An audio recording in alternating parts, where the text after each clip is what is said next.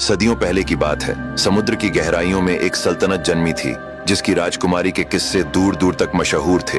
राजकुमारी पद्मिनी, जो अपने अनुपम रूप सौंदर्य के लिए प्रसिद्ध थी, लेकिन तकदीर की लेखनी को कोई मिटा नहीं सकता। समुद्र की बाहरी दुनिया, जहां जमीन मजबूत चट्टानों और ऊंचे पहाड़ों से बनी थी, वहीं एक बागी कबीले की सल्तनत थी। उस कबीले का सरदार था बगीरा, जो हर कीमत पर राजकुमारी पद्मिनी को पाना चाहता था। इसी फिराक में उसने समुद्री दुनिया पर हमला बोल दिया। राजकुमारी के बहादुर भाई ने उसके मंसूबों को भांप लिया और युद्ध होने से पहले ही राजकुमारी को समुद्र के बाहर एक सुरक्षित स्थान पर छुपा दिया।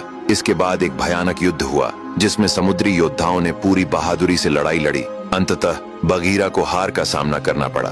उधर राजकुमारी पद्मिनी समुद्र के किनारे बैठी अपनी किस्मत पर रो रही थी। तभी कुछ समुद्री लुटेरे वहां से गुजरे। जब उनकी नजर इतनी सुंदर राजकुमारी पर पड़ी तो वे हैरान रह गए। उन्होंने राजकुमारी को पकड़ लिया और उसे शहर के बाजार में बेचने के लिए ले गए। राजकुमारी की सुंदरता अप्सरा के समान थी। उसे देखते ही एक बूढ़े व्यापारी ने उसे सोने के सिक्कों में खरीद लिया। उस नगर का राजा अत्यंत पराक्रमी और तेजस्वी था। उसके पास धन धान्य की कोई कमी नहीं थी, लेकिन किस्मत उससे रूठी हुई थी।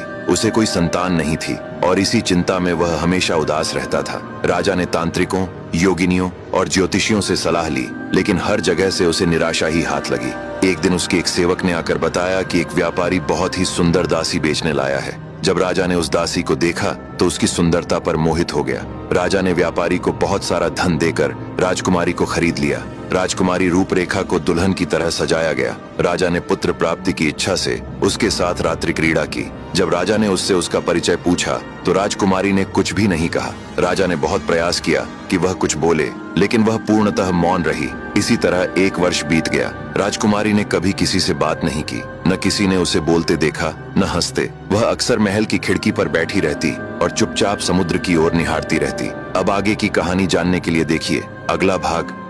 राजकुमारी अपने भाई के कहने पर समुद्र से बाहर आ गई, लेकिन किस्मत को कुछ और ही मंजूर था। समंदरी लुटेरों ने उसे पकड़ लिया और एक बूढ़े व्यापारी को बेच दिया। उस व्यापारी ने उसे उस निसंतान राजा को सौंप दिया। राजकुमारी महल में तो रहती थी, लेकिन किसी ने उसे कभी बोलते नहीं देखा।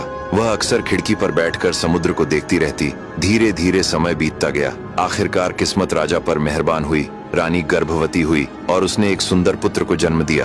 राजा इतना खुश हुआ कि उसने अपना सारा खजाना गरीबों के लिए खोल दिया और रानी के लिए उसके दिल में प्रेम और ज्यादा भर गया। एक रात राजा ने रानी से कहा, प्रिय, तुम मेरी हर मनोकामना पूरी करती हो। मैं इतना खुश हूँ कि इसे शब्दों में नहीं बता सकता, पर मैं इतना अभागा भी हूँ कि मेरी रानी, जो पूरे राज्य की मालकिन है, मेरे दिल के सबसे करीब होकर भी मुझसे बात नहीं करती। यह कहकर राजा रोने लगा। तब रानी ने कहा, मेरे राजा, जितना आप मुझसे प्रेम करते हैं उतना ही मैं भी आपसे करती हूँ। अब ध्यान से सुनिए, मैं समुद्र की राजकुमारी पद्मिनी हूँ। मैं अपने माता पिता की इकलौती संतान और अपने भाई की सबसे प्रिय थी। एक दिन मैं अपनी सहेलियों के साथ समुद्र से बाहर जमीन पर आई, यहाँ के लोगों को देखने और घूमने के लिए। हमने समुद्र किनारे कुछ मछलियाँ पकड़ी और उन्हें भूनने के लिए आग जलाई, लेकिन आग जलते ही जमीन कांपने लगी और धरती फट गई। तभी एक महाविशाल सांप जमीन फाड़कर बाहर निकल आया। उसे देखते ही मेरी सभी सहेलियां डर के मारे इधर उधर भागने लगीं। वह गुस्से से हमारी ओर बढ़ा, लेकिन तभी एक योद्धा सामने आया और उसने उस सांप को मार भगाया। मैंने उस योद्धा को धन्यवाद दिया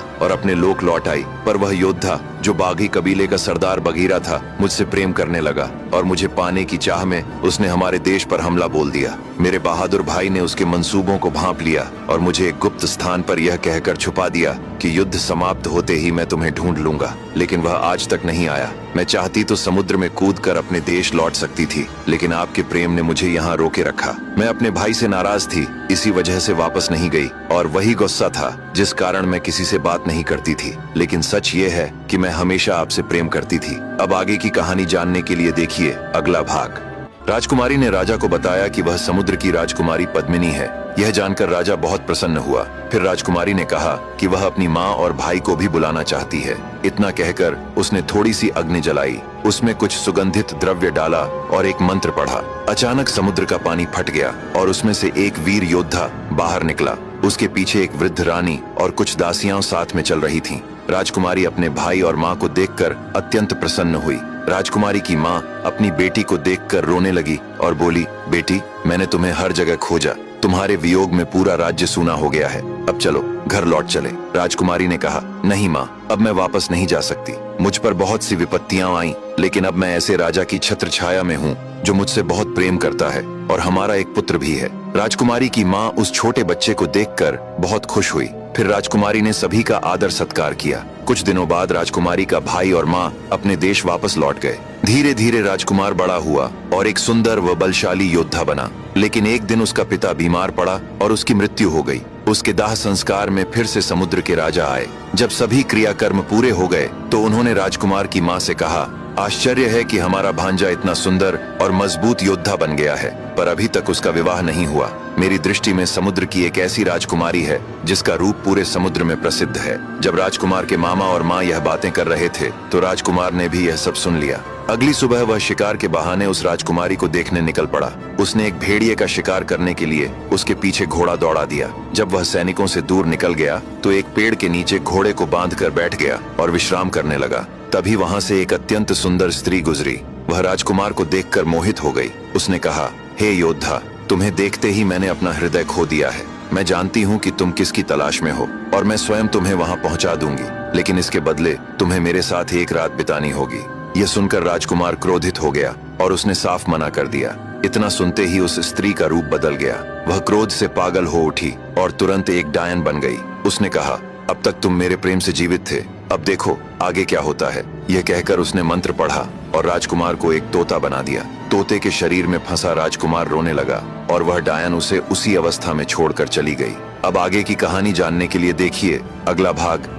सुंदर स्त्री के रूप में आई चुड़ैल राजकुमार को देखकर अपना दिल हार गई, लेकिन जब राजकुमार ने उसे ठुकरा दिया तो वह अपने असली रूप में आ गई। क्रोधित होकर उसने बद्र को तोते में बदल दिया और उसी हालत में छोड़कर चली गई। वह उदास होकर जंगल में बैठा रोता रहा। जब उसे भूख लगी तो उसने जंगली फल खाए और रात बिताने के लिए एक बड़े बरगद के पेड़ पर जा बैठा। आधी रात होने पर अचानक एक भयानक आवाज गूंजी। धरती कांप उठी और जमीन फट गई। उसमें से एक मजबूत और विशाल दैत्य हंसता हुआ बाहर निकला। वह उसी बरगद के पेड़ के नीचे आ पहुंचा जहां बद्र रात बिता रहा था। थोड़ी देर बाद दैत्य ने एक अंगूठी निकाली जिसमें एक सुंदर स्त्री का ऐद थी। स्त्री उस अंगूठी से बाहर आई। उसे प्रेम दृष्टि से देखते हुए वह दैत्य बोला, प्रिया, तुम सुंदरता की सजीव मूर्ति हो। बहुत दिन हो गए जब मैं तुम्हें तुम्हारे विवाह की रात उड़ा लाया था। इतने समय से तुम मेरे प्रति वफादार रही हो। अब मुझे नींद आ रही है, मैं तुम्हारी गोद में सोना चाहता हूँ। इतना कहकर दैत्य ने अपना सिर स्त्री की गोद में रखा और सो गया। तभी एक मजबूत नौजवान घोड़े पर सवार होकर वहां पहुंचा।